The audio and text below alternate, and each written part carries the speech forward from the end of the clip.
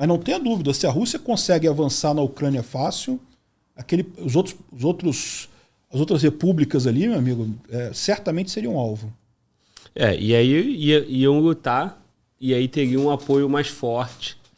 E aí seria a possível Terceira Guerra Mundial?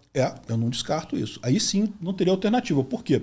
Se atacassem os países bálticos ou a Polônia, eles fazem parte da OTAN, aí sim a OTAN teria que acionar o artigo 5º e entrar nessa guerra, né? Aí realmente seria uma Terceira Guerra Mundial.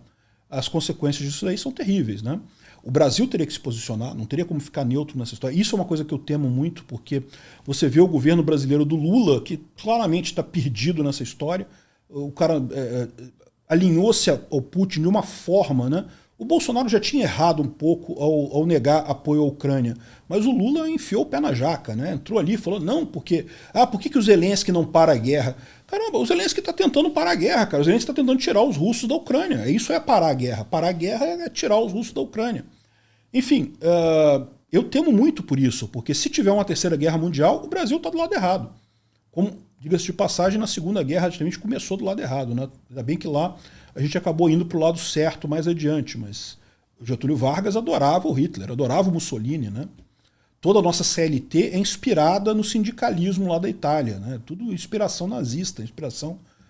E é até curioso isso, porque o pessoal aqui no Brasil, o pessoal de esquerda, que gosta de xingar os outros de fascista, de nazista, eles adoram a CLT, que é pura inspiração fascista aquilo ali, né? Enfim. Por quê, cara? Explica pra gente. Não, porque o fascismo ele tinha essa visão de sindicalismo, né? Da força do trabalhador, do Estado ser baseado, de ser calcado em organizações sociais como sindicatos e coisa e tal. Então essa ideia, o Getúlio Vargas copiou todo da Itália de Mussolini, né? Era essa a ideia mesmo deles lá. E qual é o movimento que faz entender que o Brasil estaria do lado da Rússia numa eventual Terceira Guerra? Eu vejo pelas declarações do Putin, do Lula. Né? O Lula fazendo declarações aí absurdas de que não, porque tem que parar, porque a OTAN... Você viu a vergonha que ele passou lá em Portugal, né? Porque ele foi lá em Portugal, antes disso ele falou que não, porque a Europa fica estendendo essa guerra, né? Mandando armas para a Ucrânia, estendendo a guerra.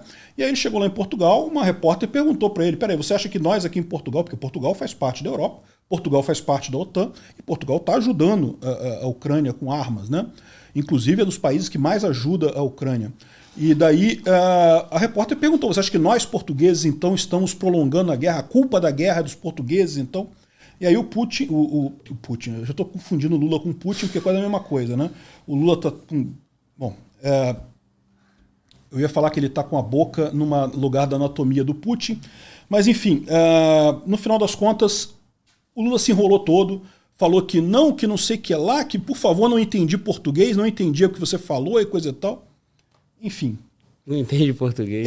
Ele falou literalmente isso. Ele falou, não estou entendendo, por favor repita, não sei o que lá. E a mulher repetiu 3 vezes a frase e ele falou, não estou entendendo o que você está falando.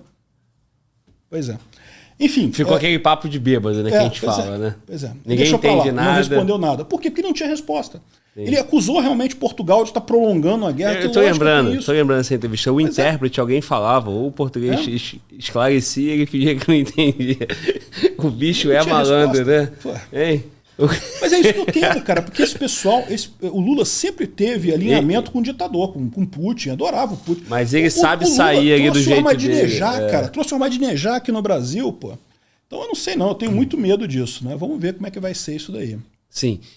Ou melhor, vamos torcer para não ser isso daí, para não entrar em Terceira Guerra, para que não aconteça, que a gente não precise se posicionar, né? Sim.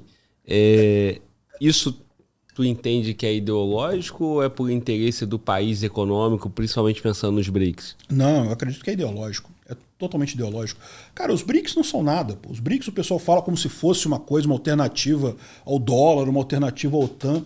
O BRICS é tipo um grupo de estudo que o pessoal concordou de se encontrar a cada 2 anos, num dos membros do BRICS, para discutir acordos internacionais. Então o BRICS em si não tem nada. Aquele banco, novo banco de desenvolvimento, que é o chamado Banco dos BRICS, que a Dilma é a presidente, o orçamento dele é ridículo. É menor que banco brasileiro aqui, não tem nada de dinheiro ali. Então, no final das contas, ou por que você acha que deixaram a Dilma ser presidente desse banco, né? Se fosse um negócio de verdade, você acha que iam deixar a Dilma, que faliu lojinha de 1,99 lá em Porto Alegre, ser presidente de banco? Não me complica, porque quando tu falou que a Dilma é presidente, eu pensei, porra, não tem nada, os caras estão se esforçando ainda mais, né, cara? Estão botando a Dilma como presidente. Pois é. A gestão dela aqui no Brasil já fala por si só, né? Enfim, o BRICS o pessoal coloca como uma grande organização, mas na verdade não é nada, né? Não é como uma OTAN, por exemplo, que você tem um acordo ali que se a pessoa, se um estado for atacado, os outros vão ser atacados também. Não é como uma comunidade europeia que você tem tarifas entre os membros, né? Você pode comprar e vender aquilo aqui. O BRICS não é nada e nunca vai ser nada. Por quê? Porque seus dois principais membros estão em guerra. A China e a Índia, eles estão em guerra ali na região do Nepal, então nunca vai sair dessa coisa de ficar, não, vamos encontrar, a gente bate papo, a gente finge que está batendo no dólar e coisa e tal, mas nunca vai sair disso. O BRICS é uma enganação, é uma propaganda gratuita que não serve para nada. O que o Lula tem com o Putin é alinhamento ideológico. O Lula adora a ditadura. Ele acha que ele tem a solução para o Brasil. Se ele for um ditador mão de ferro, puder fazer o que ele quer, ele acha que resolve o problema do Brasil. É falso, não consegue. E aí ele vê o Putin lá na Rússia com mão de ferro, acha lindo. Vê o Xi Jinping lá na China com mão de ferro, acha lindo. Vê o Maduro na Venezuela com mão de ferro, acha lindo. O Lula é o cara mais antidemocrático que tem no mundo. Não sei de onde que o pessoal tirou que Lula era esperança da democracia no Brasil, ou coisa do gênero. Absurdo completo isso. Lula é um idiota, e um idiota ditatorial. É um cara que tem vontade de ser ditador. Eu acho que ele não vai conseguir, mas que ele tem vontade, ele tem. Tá bom. Meu irmão, olha só. Tu bebeu bastante água e eu preciso te ofertar a ida ao banheiro, porque não é possível, cara. Por enquanto, tá tranquilo? Bem, tá tranquilo. Então, beleza. Então... Eu tenho muito treino com bebida, com cerveja. Treino todo dia com cerveja. Bom, porque eu percebi aí, né, que tu tu fala bastante e bebe água, né? Então, não tem jeito. Natural a ida ao banheiro, fica né? Seco. Pode achar que quando eu tiver na hora... Se tu resiste à cerveja, o que é... Ajuda o que é a água, né? Então tá.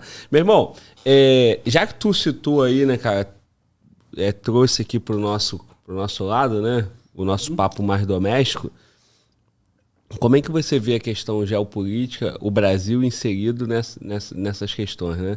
E de que forma que esse conflito começa, ou outros conflitos começam a chegar aqui no nosso terreno, né?